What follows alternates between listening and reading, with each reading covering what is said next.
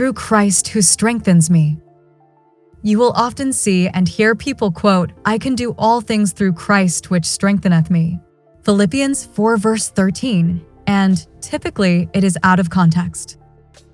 And context really does matter if you are going to get the message Christ intended you to receive from the Word as a believer and member of His body. So, let's look at it in context.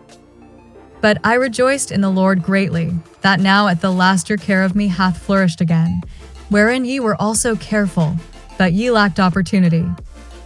Not that I speak in respect of want, for I have learned, in whatsoever state I am, therewith to be content. I know both how to be abased, and I know how to abound.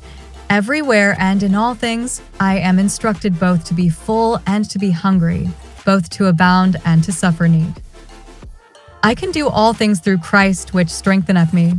Philippians 4 verses 10 to 13.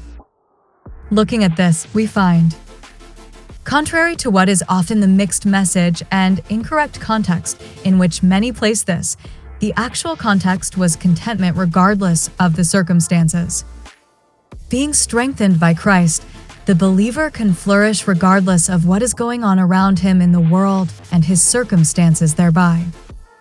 And it should be noted that typically a shortage of needed resources was Paul's circumstance in and through which the strengthening from Christ allowed him to proceed with complete contentment. So, when you are going to quote Philippians 4 verse 13 and apply it to where you are or what you desire, remember where Paul typically was at the end of his life in prison.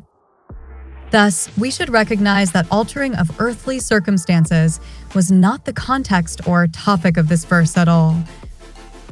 Rather, the strengthening of Christ, making the believer able to abound regardless of any circumstance. Believer, don't rely on what you've always heard is the application or context of a given verse of Scripture.